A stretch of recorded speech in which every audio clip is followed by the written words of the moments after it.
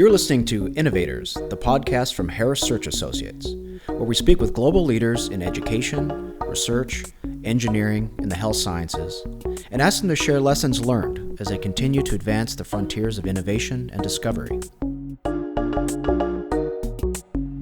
Today's podcast will be led by Rick Skinner, Senior Consultant. The Commonwealth Fund opened its November 2021 report on health disparities with a rather pointed statement.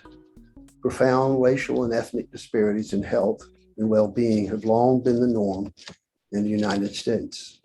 A similarly stark statement can be made with respect to education, and the two facets of contemporary America are strongly covariant empirically, statistically, and intuitively.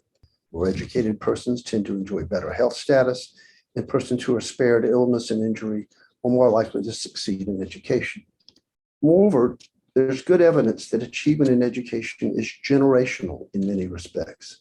The children of parents who've completed high school and or attended and graduated from college are more likely to replicate the parents' successes. Educational success is important for everyone, but Hispanic students make up a large and growing population in America who play and will continue to play significant roles in the future of the United States for all Americans. Their success in education assumes greater importance in a more diverse America. We're very fortunate to have with us a person whose career exemplifies the path of educational success of Hispanics. Susana Rivera-Mills is provost and executive vice president at Ball State University, a post she was appointed to in 2018. Prior to that appointment, Dr. Rivera-Mills served as a department chair, an associate dean, and a vice provost at Oregon State University. There, she also was founder and interim director of the Center for Latina Studies and Engagement and director for student success and diversity advancement. Herself, a first-generation Hispanic college attendee, she speaks with genuine authenticity. Welcome to Innovators. Let's begin by unpacking that term, Hispanic. It seems to me that the word kind of gets stretched to encompass a pretty large number of nationalities and cultures of people living in or serving in extended times in the United States. It came into official use, my understanding is, in the early 1970s when the Nixon administration began referring to people whose background and language was largely Iberian and specifically Spanish. Does the term do justice to the complexity and diversity of people to whom it's applied, and which groups and what numbers are encompassed by Hispanic? That's a great question, and you're right. It started being recognized in the 1960s. The short answer is no. As you mentioned, this is a very complex and diverse population. But one of the things that I think is assumed by many people is that the term was somehow imposed by government to the population, when in fact, it's a term that arose out of the civil rights movement and how, Hispanics were engaged in that movement. It became visible and accepted because it was during a time when the Hispanic population in the US wasn't really visible or being recognized or had access to a lot of the resources that were being provided by federal and state governments. And so really it was activists collaborating with media that promoted the recognition of this broader identity and owned that term Hispanic, which was then, as you are correct, referred to by the government in the 60s and 70s. And then it finally led to being included as an official label in the 1980 US Census, where it became sort of the category of Hispanic. And since then, even the census has adapted and adjusted to become more nuanced. I don't think today that label of Hispanic truly reflects the diversity and the richness of the population here in the United States. And you go from Hispanic to Latino. And so I see it as multidimensional. There are historical dimensions, like the one I just discussed with you. There are political dimensions that affect this, social dimension, geographical reference as people come from different areas in the world, as well as just personal identity. And all these come into play and have come into play as people begin to adopt either Hispanic or Latino as the broad umbrellas in the US, or more nuanced as people identify by their nationality, Mexican, Salvadoran in my case, Puerto Rican in the East Coast, Cuban in Florida, right?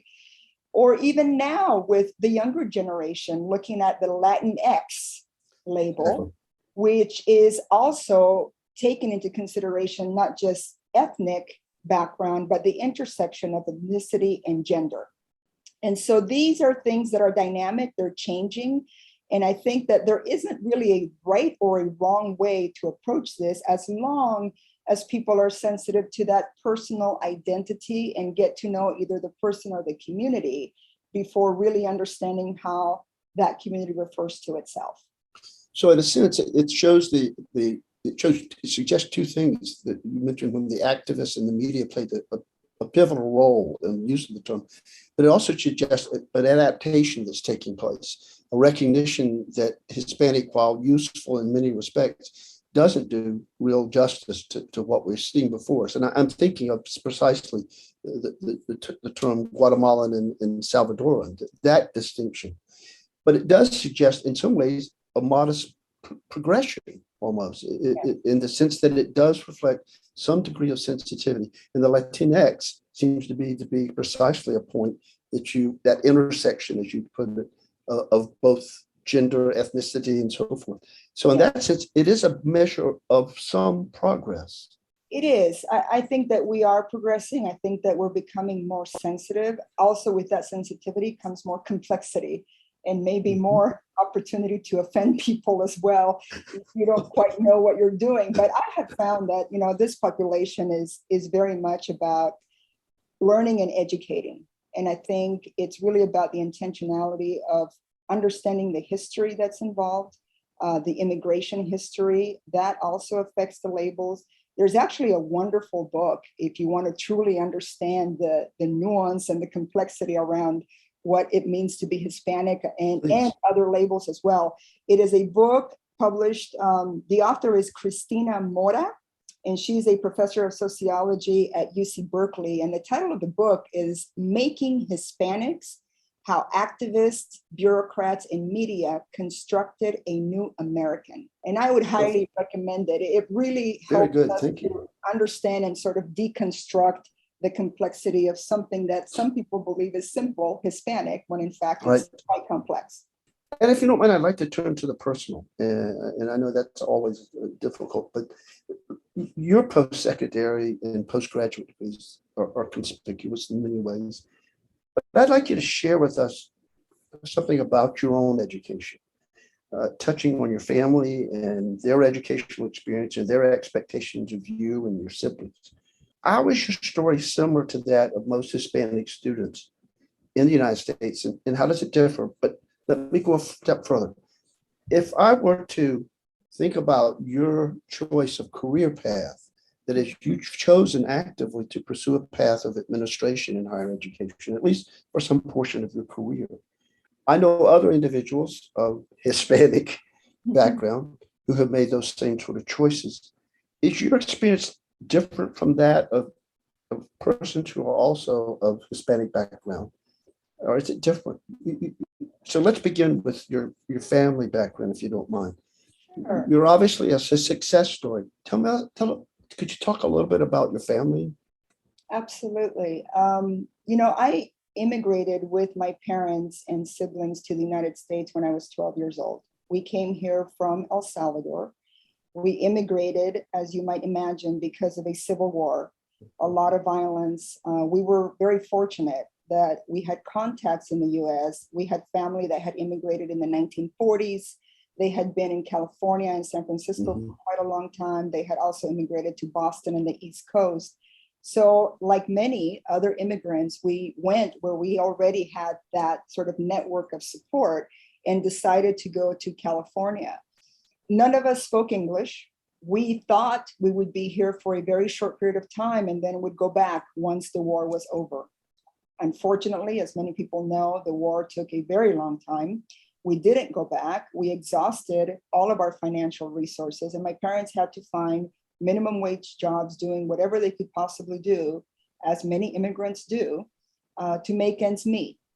We moved north to California to a small fishing town on the Pacific coast.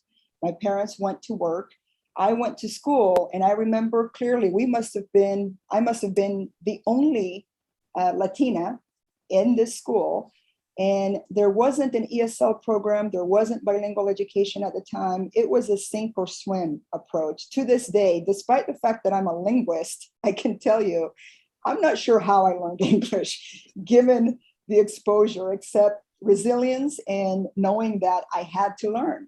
And also, like many of our Latino students, many that I have met, I became the linguistic broker for my family, right? I became that young interpreter for everything, from medical services to disputing bills that didn't make sense, to translating and interpreting things for my parents. And that puts you in a situation where you have to grow up very quickly. I also started working side by side with my family during the summers when I wasn't going to school, sometimes on the weekends. So I've been working since I was 12 years old, and that's also a similar story for many immigrant children who come here with their parents and work with them to help make ends meet. I think two important things happened that were transformative to my life. The first one is that despite the fact that my mother never finished high school and my father never went to college, he only graduated from high school, they both, but my mother in particularly, valued education. And they wanted a better life for us than what they were experiencing, particularly as immigrants in the United States, because they lost everything that they had and had to start from zero. You know, we lived in low-income housing. I was part of the free lunch program and had to deal with all of those social sort of issues that come with that. The stigmas. They are, absolutely. And so they really wanted us to have a better opportunity. Now, in their mind, they never said to us, you need to go to college, you need to go to the university, but they did instilling us a sense of hard work, a sense of always improving.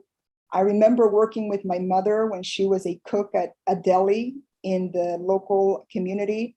And she would say to me, she would make me make lasagnas over and over again. And I remember to this day, I have to tell you, I don't like lasagna. That's a different story. I'm not sending you any lasagna for dinner tonight. I'm not doing. No. But we would make this. And I remember as a teenager, I would complain and I would say, Mom, why do I have to do it this way? We can make it faster if I do it this other way. And she would say to me, Mija, you need to do this work as if you owned this business. You need to work with the type of quality that you would be proud of, because if the business succeeds, you succeed. And that kind of work ethic and standard for a job well done, and not only a job well done, but always doing it better, has stayed with me my entire life and is what has helped me achieve so many things. So my parents, huge credit to them for just instilling the work ethic and the desire to improve, to always look for ways that we could learn, that we could be better. And then in high school, I had this wonderful teacher, Lucy Quimby. She was my Spanish teacher. And she created this safe space during the lunch hours, because I never really felt like I fit in quite fully. And so during the lunch hours, I would go to her class where she had an open classroom, and she would talk to me and she would say to me, she'd call me Susie, and she'd say, Susie, when you go to college, what do you want to be? And we would have these conversations, and I would dream about, working for NASA and majoring in physics or being an interpreter for the United Nations. And she would feed that. And now when I tell the story, as I look back, I noticed two things that I didn't know then. One, I gravitated to her because she was Latina. She was from Colombia. And at the time, I didn't even think about that. But now I realize how important it was for me to see myself in my role model and mentor, right? And two, and this is critical, she used the word, when you go to college, what do you want to be? She never said if. Yes. And that small detail of saying when instead of if created a mindset in me that I was going to go to college, even though I had no idea how I was going to pay for it because my parents weren't going to be able to afford it. And she ended up recommending me for an Upward Bound summer bridge program that sort of started me in that direction. And from there on, having that strong role model in high school, my initial intention was to go to college to be a teacher because I wanted to be like her. And I wanted to make a difference, even at that time, the way she had made a difference for me. So that's what embarked me on this journey. I finished college, I continued with my master's and then my doctoral degree, and I became a professor at a university. And that was my passion and that was my aspiration. I didn't want to go any further. And today when people say, you know, what's the one thing that you're most proud of in terms of your success? I tell them, you know what? The proudest moment for me was when I had my first job. I received my first paycheck and I was able to write a check to my parents so that I could help them because they came here in their 50s. They didn't have retirement accounts. They didn't have investors and planning, right? And from that moment, every month since, I have been helping them financially so that they don't have to work, so that they could retire. And the rest of my brothers and sisters have done the same. And that has been the proudest moment, to be able to give a little bit back of what they had to sacrifice in order for us to have the life that we have and the opportunities that we have here in the United States. So clearly role models played a singular importance in this all the way through. But you chose, having achieved something that in many respects was outlandishly impossible given the times, you chose, you were not settled, you went on to become an administrator in a university. How did that come about? So again, my first love is teaching in the classroom. I love being in that environment with students. But as I was teaching them year after year, semester after semester, I would have students in my classroom who would come to my office hours or talk to me, and they would say, you know, Profe, I'm having a hard time with my advisor. I'm confused. I don't really know what I'm supposed to be taking. They tell me to take this course, but it doesn't make sense to me. Or they would come to me and say, I'm having issues with my financial aid. I can't seem to access the money that I need to pay for my books. Or, you know, there were a number of issues. And I started noticing that these issues would repeat themselves over and over again. And I would help students with the same issues. And I thought, there's got to be a way to fix the system so that I'm not treating the symptoms all the time and the symptoms don't seem to get better. So I had an opportunity to be department chair, and from there to continue this path of, you know, increasing responsibility, different positions in administration at the department level, college level, and then ultimately the university level. And I really had to think every single time. I tell people I went from being an accidental leader to being a reluctant leader to finally embracing it. And I will tell you how I finally embraced it. I embraced it for two reasons.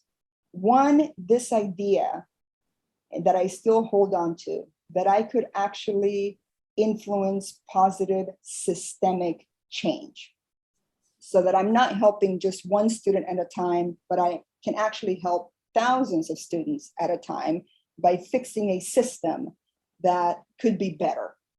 Now, you know that's a bit audacious. I do. Especially in something as complex and as decentralized as a university. I still believe that it can be done. I've seen it done, and we can talk about that later as well. But the second piece, which is the most powerful piece for me, and the reason that I chose administration, when I was given my first central university administration job, okay, it was as vice provost for undergraduate studies and student success. I remember a week after I received that job, I was walking across campus, and there was a group of Latino students that had been in my class, and they were walking towards me, and we hugged and we said hello like we always did. And they said to me, "Profe, we are so proud of you." And I looked at them questioningly and I said, "What do you mean you're proud of me? I'm the one that's supposed to be proud of you." And they said, "Oh no, you don't understand. It means so much to us to see you up there." And they were referring to the office, which was at a high-rise building, right? In that position. They said, "Because we know now that if you can be there, so can we." And it was an aha moment for me. That was the moment that I realized that my work was no longer about me, that the work that I am doing now is about all these students, not just Latino, but all the students from underrepresented communities who are not represented in our system, who don't get to sit at the decision-making table, and who sometimes are invisible and may not have a voice that can help others understand their experience. And so that is the moment that I felt that they gave me that baton and said, "You need to now create a path so that we can follow you." And that's what I have been doing ever since. Would it be safe? What should I infer from that? That if role models and their importance and significance were extraordinarily important factors in your success, would it be safe to say that for you, the question of role models or the absence of role models in part contributes to the difficulties many underrepresented students have in navigating what is, after all, a fairly complex place? Yeah. Is it that absence of role models that you think is particularly serious? And then I want to press again on another one. You had a stable family. They were in challenging positions, and they had to work very hard under extraordinary circumstances. But they had an intact family unit. Is that absence of that family unit another factor that explains why students don't make it? So let me answer your first question about role models and mentors. Outside of my high school teacher, I can count on one hand and still have fingers left the number of role models that look like me that I have had and the number of mentors. The majority of my mentors throughout my career have been white and male. Anglo. Absolutely. Okay. So these folks, mind you, wonderful allies, wonderful mentors. I have learned a lot from them, but that's really who they have been. So I have not had a lot of Latina women mentors in high-ranking positions in higher education that I can look to. Just now, at this point in my career, in my life, I'm finding a few of them more, right? That we can come together and have conversations and lean on each other. So I do think that seeing yourself in your professors, in the administration, in the staff, in the people around you is critical. It's very important to your sense of belonging and building the confidence, as my students told me, that we too can do it, right? I think it's very important all across. In terms of the family unit, there are many ways, I think, of defining what a family unit is. Exactly. And of creating that support network. And so even though my family was intact, we were going through such difficult challenges that each of us was trying to survive and make it in terms of the language challenges, the cultural challenges, the financial challenges, which create tension in the family. There were so many things that were happening that I really had to lean on people that I had met at my church, people that I was meeting at school, sometimes a counselor, sometimes a teacher, And so I really encourage students to think about what is your support network, right? If you're fortunate, it might be easy and it might be your nuclear family. Sometimes maybe it's grandma and grandpa. Sometimes it's a group of friends and teachers that care about you. The important piece here is that you need to have a safety net, a group of people that are rooting for you and behind you. And that's something that I think we as institutions can help create to some extent within the campus, but it's also important that a student can find that outside of the campus. I want to move on to another question, but I just don't want to leave this last part because it seems to me to be a Hispanic woman has moved through a system that is not particularly easy to do so, has succeeded. Would you predict that Hispanic women will be able to do so with less arduous challenge than you have in the future, at least? And let me give the context. We know that for some time, women populate higher education more than men. Women have earned most of the degrees now, both not just undergraduate, but professional and graduate degrees. Quite candidly, are a handful, we represent a handful of people who are both women and Hispanic. Is it reasonable to think that the future will hold more success for more Hispanic women? Or is this still one of those things where it's going to take much longer to make any kind of real change? Yes, and so let me expand on that. Yes, I do believe that in the future, we are going to see more successful Latina women in higher education. The reason I feel that way is, first of all, if you simply look at the demographic numbers and what's happening in the US, okay, diversity is a reality for us, okay? What's a choice is inclusion. There. So diversity is our reality, inclusion is a choice.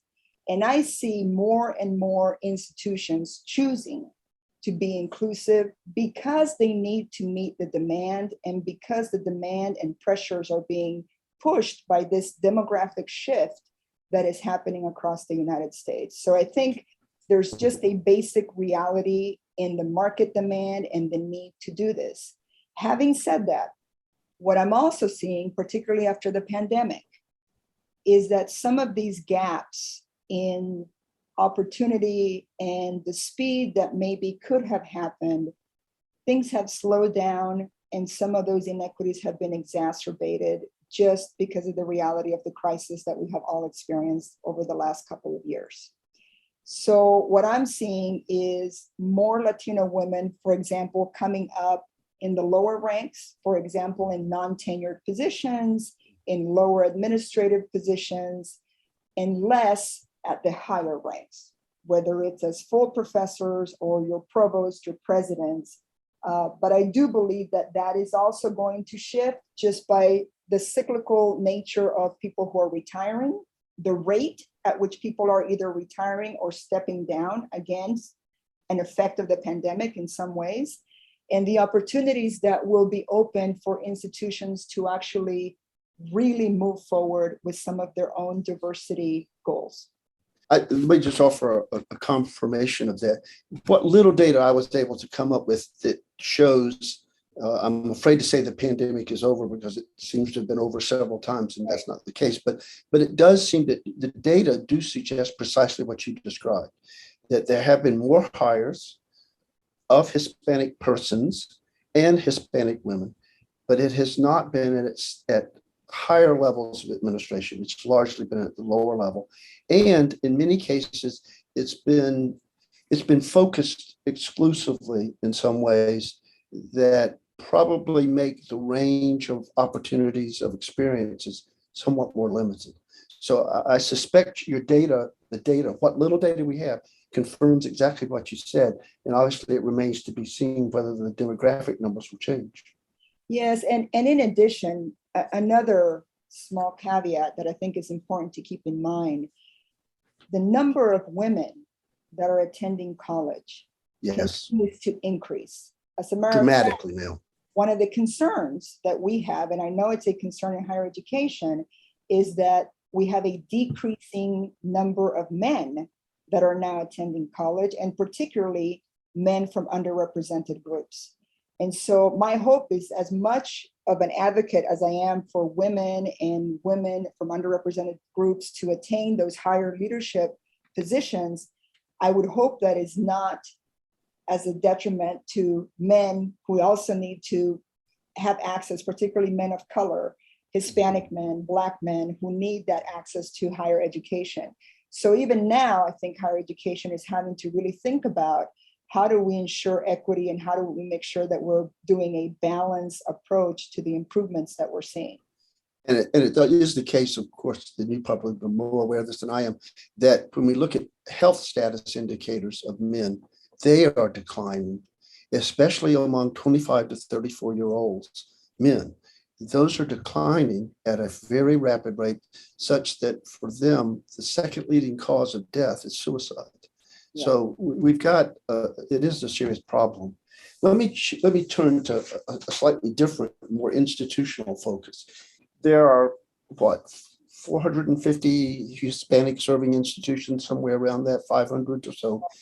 They enroll approximately 20% of all the college enrollment in the United States.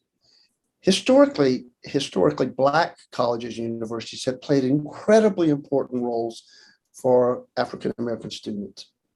How crucial do you deem that role of HSIs, Hispanic-serving institutions, in the success of Hispanic students? So I'm not asking about the attributes and the experiences of the students. I'm now asking about the structure and the institutional existence that either enhances or detracts from the ability of Hispanic students to succeed. How important is that? I think it's very important. I think it's very similar to the role that HBCUs have played. In fact, the fact that you have institutions that are visibly stating, we are welcoming Hispanic students.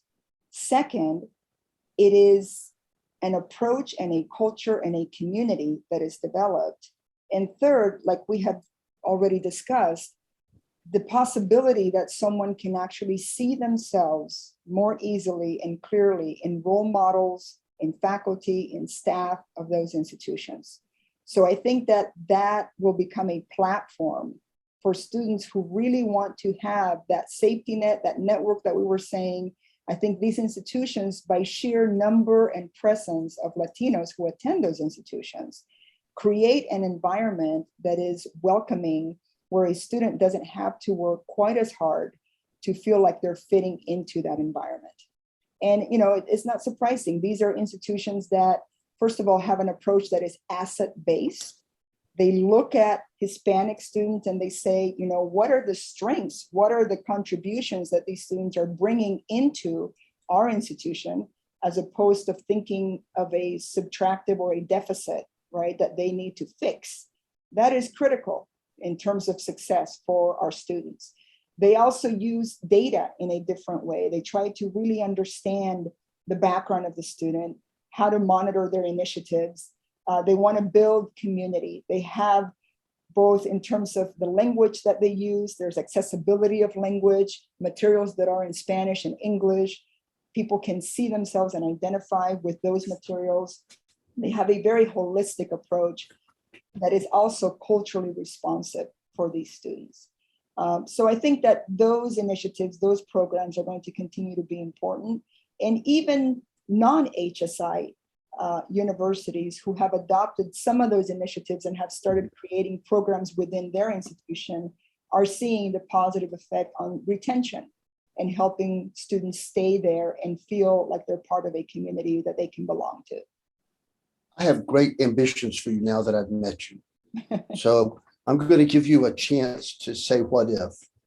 Okay. If you were an advisor to an American president or a governor of Indiana, and you had the opportunity to propose governmental focus, attention, and resources that you think would accelerate the progress of Hispanic students at any level of education, you can choose that level, primary, secondary, post-secondary, what would be your top 3 recommendations? And don't say lasagna. No, I won't. I won't. Well, first of all, I would love to have the ear of the president. I knew it. I knew you would say that. Let's hope he's listening and he'll call me up, right, and ask for my opinion. We're working on it. I definitely would have a list. So narrowing that list down to 3. Here, let me attempt to do that. The first one is actually quite easy for me. because I see it over and over again in my work. I would ask the president to increase federal financial aid. For example, Pell Grant. Pell Grants. We know that that kind of financial aid and Pell Grant, that hasn't changed in 20, 30 years. And yet tuition, cost of higher education, defunding by the state has completely changed. So there is such a mismatch between the aid that's available to our students and the realistic cost to go to college. So I think that needs to be reviewed, and I would encourage a full review of federal financial aid so that it's in better alignment with the reality that our students are facing today. The second thing that I think is really important is investing and supporting in diversifying the pipeline of teachers at all levels, okay, pre-K through the university. And this goes back to what we have discussed in terms of role models, right? Having teachers that are paid a decent salary, looking at equity across school districts. I mean, we have school districts that have, TV studios, and then some that can't even have the right ceiling or floors or furniture. I think we need to figure out how we're going to promote equity across school districts, pay teachers, value what they do for us, and then really invest in diversifying that pipeline so people actually want to teach for a living. It's so difficult now to recruit people that want to do that work because unfortunately is not recognized the way it should or rewarded the way it should. And then the third one, I have a toss-up, so I'm going to try to include two in one here and cheat.